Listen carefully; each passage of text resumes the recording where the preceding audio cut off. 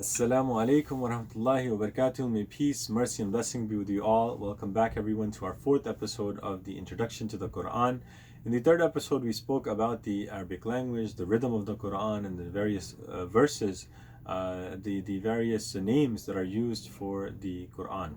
In this lecture, we'll be discussing the various terminologies, the arrangement of the Quran, and the transcription of the Quran. So let's get right into it. The basic terms of the Quranic Arabic, or rather the Arabic language, is what we'll start with and then explain how we understand the Quran through the Arabic language and what limitations the Arabic language has in regards to its application on the Quran. The Arabic language, just like any other language in the world, whether it's Chinese, Japanese, Russian, Hindi, Urdu, Bangla, Farsi, Spanish, doesn't matter what language it is, it all starts off with one harf, meaning one letter. And there are multiple letters in the language. In the Arabic language, you have 28 or 29 letters. And the reason being is because of the difference of opinion whether alif and hamza is one letter or multiple letters. And that's a discussion on its own. So it's either 28 or 29 letters. When you take multiple letters and you put them together to form a word, you can come up with a a kalima, which is a word that is either muhmal, useless, such as words that you take in a language, letters you put together to form a word, but it has no benefit, it has no definition, it is not understood in the language or communicated in the language, it is not accepted, and that is a useless word, a muhmal kalima. Whereas there's a kalima mufida, a beneficial word. So again, multiple hurufs, letters, comprise of a word which is a kalima, and there's a beneficial kalima, a beneficial word. Then you have kalimas that are comprised of multiple kalimat, multiple words, which are murakkab.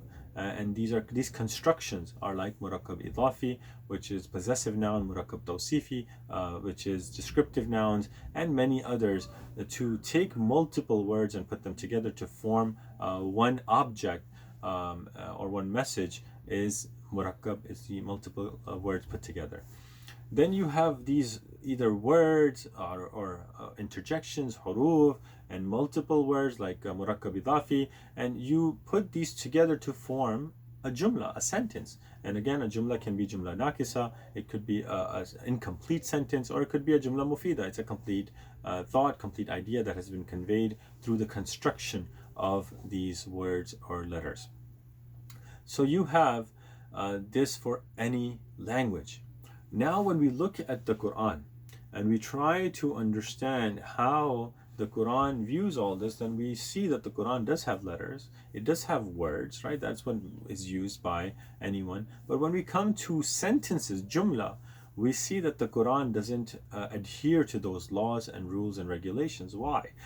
Remember, Allah subhanahu wa ta'ala is the creator, and He is not bound or understood by the limitations of our mind and our understanding of what is an object in time and space. Allah is the creator of time and space, and He cannot be restricted by our understanding of a being or an essence or a body.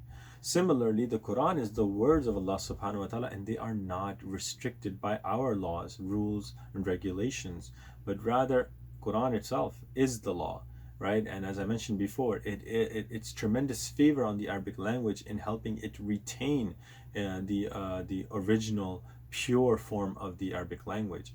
So the Quran itself is the law, and it's not restricted by our understanding of what is a complete sentence or not, a complete thought or not. And there are examples of that to convey that message for you, such as the letters Alif Lam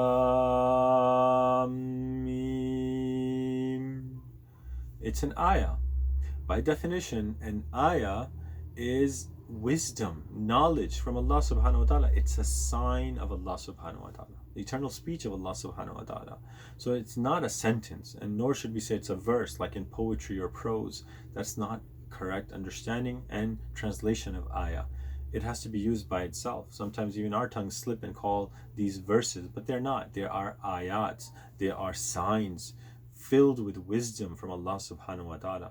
Another example, wal asr, right? You have a huruf, one harf, and you have a word.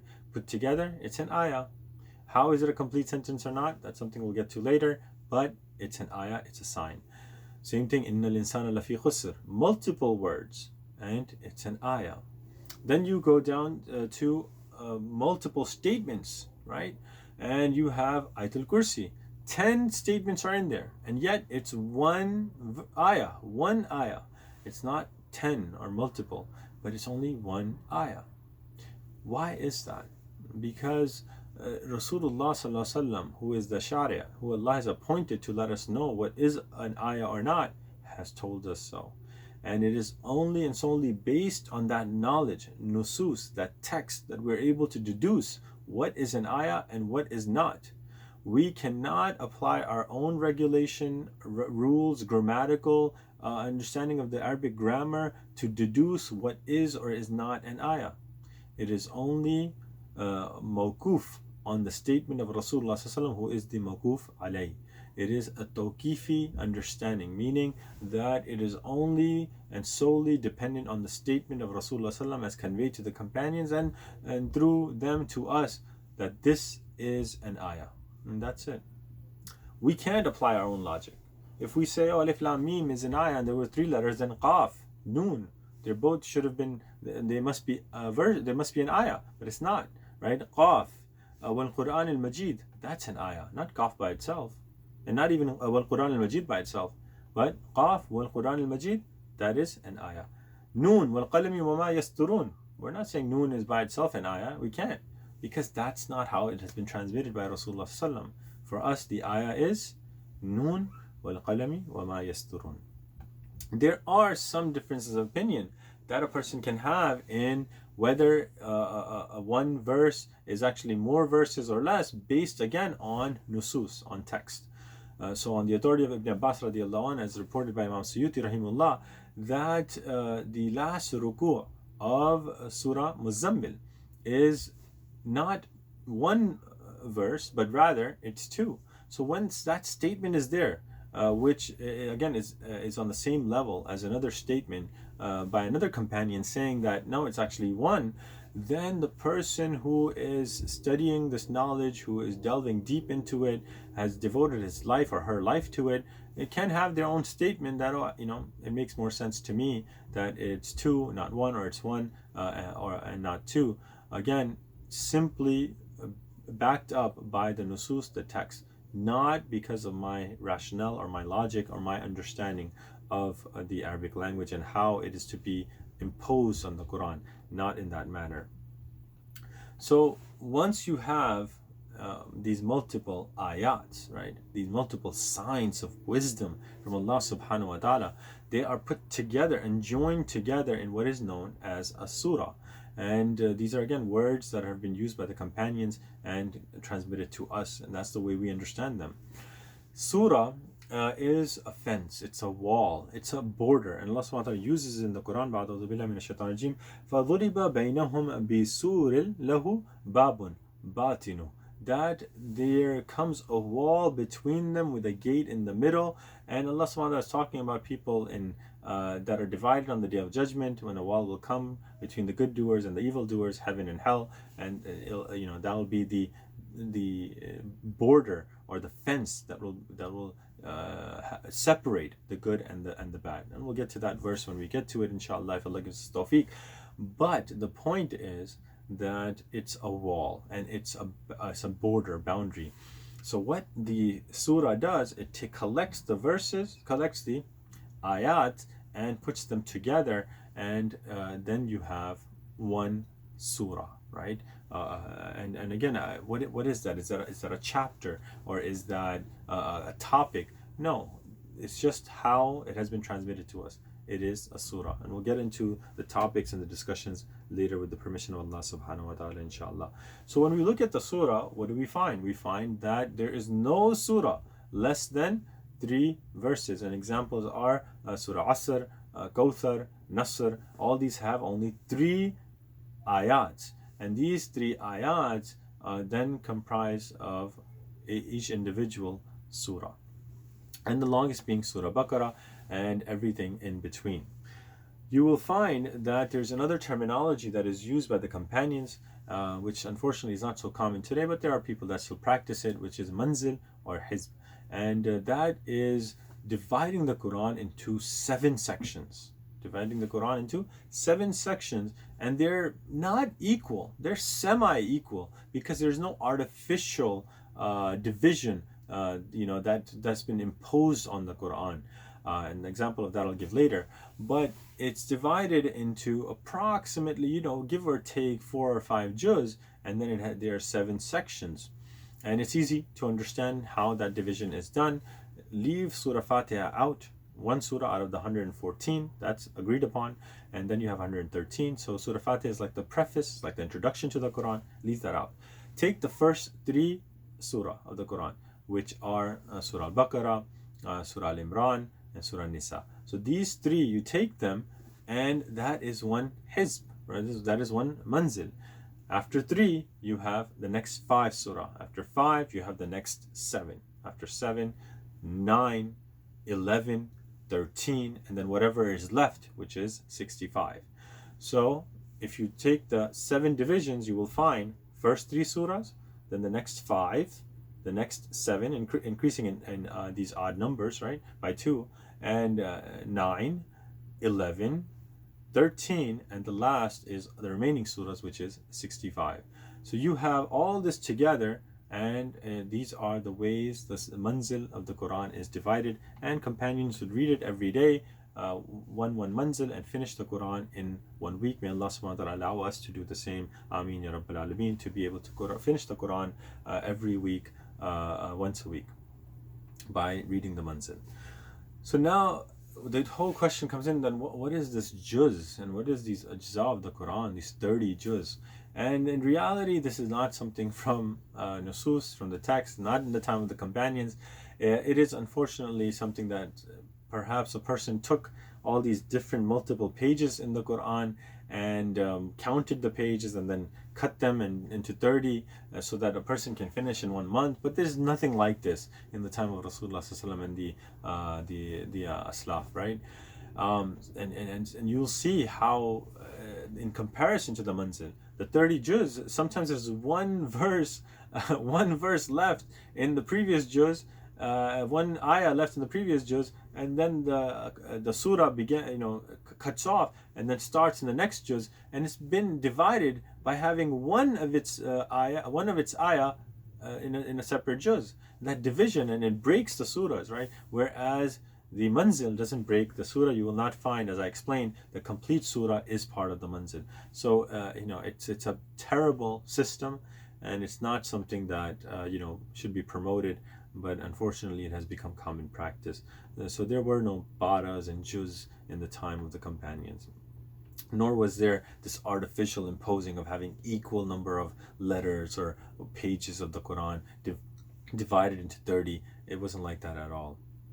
There's something else that is done in the time of Hajjaj bin Yusuf, and again, ulama differ on kind of personality that was. We're not going to get into that, but because of him, we have something called ruku', and you will find that all the last 35 surahs of the Quran are only one ruku', and the rest have multiple rukus in them. So if you go into ruku', where is that stemming from? And you think about salah, how many rak'ah it has, and you will see that there's a connection. The same root letters are there, because before going into ruku', the way that the Quran was then divided was based on topic, or what the discussion was about. And so that a person, when reading the Quran, doesn't stop on a certain discussion that is taking place in the Quran and then goes into ruku' and then comes back and picks up in the middle of the discussion. Rather, completes an entire topic within a surah and then can move on. So therefore, these rukus were done, and it seems that they were done very well thought out intellectually, whether obviously done by Hajjaj bin Yusuf himself or the multiple scholars appointed by him. But there seems to be some benefit in it, even though it was not a practice in the time of the companions. Seems to be some beneficial usage of the ruku'. as as opposed to the ajza, the juz of the Quran, or the paras, however you want to call it. Let's go into, so keep in mind that ruku are not tawqifi. It's not something given to us by nusus, by Rasulullah sallallahu alaihi wasallam, but there seems to be some good merit in it. Now let's get into the arrangement and the transcription of the Quran. Allah subhanahu wa ta'ala has mentioned, Inna alayna jam'ahu wa Qur'ana.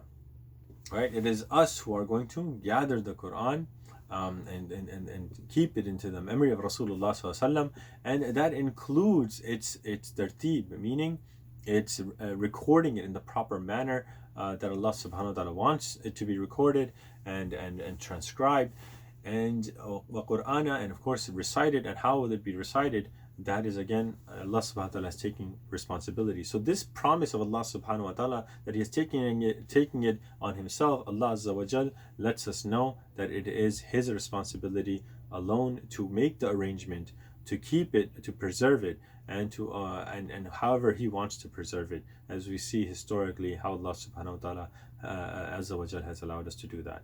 So one thing to remember is that the tartib of the nuzul is different from the tartib of the mushaf. So the way that the Quran was revealed on Rasulullah sallallahu alaihi wasallam is not the way that it was recorded in the mushaf. But there's something very important to know, that as we will come and conclude eventually, is that the mushaf and the way that we have the Quran with us, that is the way and the structure in the manner it has been recorded, is what Allah subhanahu wa ta'ala intended, is the way it is in the Ummul Kitab, in the Lawh Mahfuz, in the Kitab al-Maknoon. It is the way that it is there, it is with us. And that is again something that we'll get to gradually. You will find, and clear proof, and there's ijma, consensus on this, that the way we have the Quran is not the way it was revealed. And simply put, start off with Surah Fatiha, and that is something that is given in Mecca, and you come to the next surah, the Surah Al-Baqarah, and you know that's a Madani surah. I mean, right away you know that, okay, that doesn't make sense. That how come just one verse is there of Mecca and then Medina, and then you'll find multiple surahs that go back and forth between Mecca and Medina. Again, we'll get to that when the time comes. The point here is that it is not chronologically ordered as it was revealed to Rasulullah sallallahu alaihi wasallam, and it has been done in this manner through the guidance of Allah subhanahu wa ta'ala and Rasulullah sallallahu alaihi wasallam, in order to get us the Quran in the way and the manner it is with us. There are some accusations by the Shia, and they say, not all, but some say that the gathering of the Quran is done by Uthman radiallahu anh, and that's unfortunately something that we also utter. He was the gatherer of the Quran, and that's not true. That's not the case at all. And the Shia say that their Imam, who has the actual compilation of the Quran in its original state, meaning in the way that it was revealed to Rasulullah sallallahu alaihi wasallam, is in hiding, and he will eventually come out. That is their belief. Khair, inshallah. The tartib of the nuzul, if we were to delve into it and be able to try and access it or try to attain it, we will find that there's no concrete statement about which surah was revealed or which segment of the surah was revealed first, which is second. There are some guidelines there, there are some general statements there, but you can't find something that will tell you that this is exactly how these verses were revealed and these came first, these came second. You're not able to find it. You'll get some general guidelines about it and ideas about the verses, about the ayats and the chapters or the surahs, but you will find that there's no concrete proof for that. And if someone were to able to, I mean, it's not possible, but if someone were to be able to do that, the nuzul, the revelation as it was revealed to Rasulullah sallam would literally tell us the seerah of Rasulullah sallam, the life of Rasulullah sallam, because all of these verses were revealed in regards to the life of Rasulullah sallam and the situations taking place around him. So there have been 3 levels of preserving the Quran. 3 levels of preserving the Quran. Before getting into these three levels, I just want to mention that the Ahl Sunnah, according to the Ahl Sunnah, as I've explained, the tertib that we have of the Quran now, that is the way Allah had intended it, and it is the way that Allah has it in His book. So how did we get to this place, right? How are we certain that the Quran that we have today is the way that Allah subhanahu wa ta'ala intended it? So there are three levels or steps in order to get to that. So first one, level one, is that in the time of Rasulullah sallallahu alaihi wasallam, the tertib of the Quran, the recording in the manner that we have it today in our Mus'haf, in the Uthmani print of the Qurans that we have, this is the way that Rasulullah sallallahu alaihi wasallam had instructed the companions to record it. How do we know this? We know that Jibreel alayhi salam used to come to Rasulullah sallallahu alaihi wasallam every Ramadan and revise the Quran with him. We know from other narrations where Abdullah bin Mas'ud radiallahu an, Abdullah bin Umar radiallahu an would join Rasulullah sallallahu alaihi wasallam in salah, in tahajjud, when he was praying in the dark hours of the night. And the hadith mention, authentic narrations mention, Rasulullah sallallahu alaihi wasallam would start with Surah Baqarah, and the companions would say, and he would read the entire surah, and we would hope that he would go in ruku right after that. And even after more than two, which is known as ajza, Rasulullah reading over an hour, and companions hoping he would go into ruku, he would then move on to Al-Imran, and they would hope that once he finished Al-Imran, Surah Al-Imran, then he would go into ruku, but no, he would go on to Nisa. So companions mentioning that Rasulullah would read this surah first, then this surah itself gave way and light to how the tertib of the Quran was done. And again, injunctions by Rasulullah later on and how to understand which is the first, which is the second. And there are many other narrations about how to understand when the tertib was done. The point that I'd like to make is that the tertib was done in the time of Rasulullah, which is first, second, all the way to 114 surahs of the Quran. Now we come to the point where Rasulullah had Jibreel alayhi salam revise with him twice in the last Ramadan, before he sallallahu was taken to Allah subhanahu wa ta'ala. Allah subhanahu wa ta'ala took his soul. That Jibreel alayhi salam revised it with him twice, right? And of course, revision is not going to happen unless there is tertib, there is order. So the order of the Quran was already done. Level one is done. Level two, it comes to a point where the Quran was now written down. It being written down, as was never done in the time of Rasulullah, to be between a cover to cover, have the entire Quran between two covers in a book form, in a text form. And this is something that arose after the Battle of Yamama. And again, when we get to those verses, we'll talk about it. But many Huffaz were tricked and taken out of Medina, and then they were martyred. They were mercilessly killed, and they became martyrs. And this is the time when the companions came to Abu Bakr radiallahu anhu, requesting him to please compile the Quran, because we are afraid that there among the Huffaz that are left, if they also pass away, then the preservation of the Quran will not be there. And he was very, very reluctant. He did not want to do it, because obviously he was someone who could never do anything aside from what Rasulullah did or follow Rasulullah. He said, how can I do something which Rasulullah did not do in his time? But finally, after seeing the need for it, and many, many companions, great companions like Umar radiallahu anh, Uthman radiallahu anh, Ali radiallahu anh mentioning that we need to do it, he finally agreed and accepted to have it recorded. And he got, of course, we know the lead, Zayd bin Harith radiallahu an, he takes the lead, and Rasulullah sallallahu alaihi wasallam, Zayd bin Thabit radiallahu an takes the lead, and Ali radiallahu, Uthman radiallahu an, Ali radiallahu an, many other Qurra who were the reciters of the Quran, had memorized the Quran, are grouped together with those who were the writers of the Quran, the literate amongst the companion, and a whole committee was formed in order to have this Quran being recorded, of course with the leadership of Zayd bin Thabit radiallahu anh. There came a time when it was something that Abdullah bin Mas'ud radiallahu anh mentioned, how to call this compilation, what to call, as a discussion taking place amongst companions. This Mus'haf is the name that is given by Abdullah bin Mas'ud radiallahu anh to Abu Bakr radiallahu anhu as a suggestion, and he accepts it, to call it a mushaf. So people are wondering, where do we get the word mushaf? It is coming from Abdullah bin Masud radiallahu anhu, who suggested it. Now that is the second level in which the Quran was finally written down between two covers and formed into a book. Level 3, we come to a place in the life of the companions where many of the people that are now interacting with this mushaf, they are reciting it in the way that they feel they have understood it, and it's through their dialects. And although the Quran revealed in multiple dialects, right, it was a revelation again from the infinite to the finite. It was revealed catering and accepting all of the dialects that were available.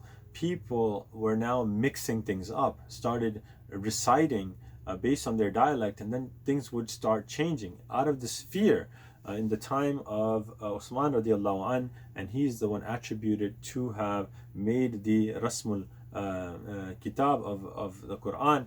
He took all the manuscripts and everything, and he finally put it into one script. And what do I mean by that, and I'll give a very small example of it, is the word in the Quran, Maliki Yawmiddin or Maliki Yawmiddin, right? The word that is written for Malik or Malik is Mim, Lam, and then Kaf. And you have a dagger alif on top of the meme, the kari zabar, or the dagger alif that you have on top of it, because that way, the way it's written, it incorporates both the hafs and the warsh. For example, where we recite Alhamdulillah Rabbil Alameen Ar-Rahman Ar-Rahim Maliki Yawmiddin, we don't say Maliki Yawmiddin. Whereas in the warsh, in the different recitation, they say Maliki Yawmiddin. And this writing allows for both recitations to be incorporated. So Uthman radiallahu anhu did that service to the deen, put the Quran together in such a script that incorporated all the dialects, so that people would not be twisting things around, adding on letters or removing letters based on their dialect, and then it would evolve into something else. So people who claim that Uthman radiallahu anhu was the gatherer of the Quran, Jami'ul Quran, that's incorrect. And rather, we should say that he is the Jami'ul of the Ummah for ala rasmin wahidin. That he is the one who got the Quran together in one script, one rasam, so that we have only one form which incorporates the different dialects, but alhamdulillah gave us one authentic version of it. And again, this is the same revelation that was revealed to Rasulullah and various companions who were Qurra and Hufaz and the Katibul Wahi. They came and they did this together as a committee under the guidance of Uthman radiallahu anh. So we move on to the time where the harakats came in. Remember, before the dots and the harakats, which are the diacritical demarcations, the fatha, zabar, fatatain, damatain, all these were not there. And a person who was educated would receive a letter without any of these demarcations. And someone who were to write the dots or the harakats, it would be insulting, because of someone who's educated would receive the letter and look at it and say, why are the dots there and the harakats there? I'm an educated person, I know how to read this. Later on, it's when the ummah expanded and reached places and people that did not have the Arabic language as their native language. It was for their purposes and for their reasons. Hajjaj bin Yusuf, again, that name's come up again. He was the one who put and instilled these harakats, and may Allah subhanahu wa ta'ala reward him and forgive us. Ameen ya Rabbil Alameen. Uthman radiallahu anhu then took the manuscript, the final script that he had compiled with the help of all the committees, and he sent out a copy of them through the scribes. He sent it to Damascus, Kufa, Basra, Mecca, Yemen, and Bahrain, these areas. So Uthman radiallahu anh again is doing this. He became Khalifa around 15 years after Rasulullah sallam, and he passed away 25 years after Rasulullah sallam, pretty much 20 years of his Khilafat. This is all the time we have for today, inshallah. Please join us next time in our 5th episode, where we'll be going into the different types of connections between the surahs of the Quran, if Allah subhanahu wa ta'ala allows us. May Allah subhanahu wa ta'ala accept it from us, allow us to get a deeper connection with the Quran through these lectures, and allow us to get closer and closer to Him in the month of Ramadan. Ameen ya Rabbal Alameen. Jazakallah khair. Assalamu alaikum wa rahmatullahi wa barakatuh.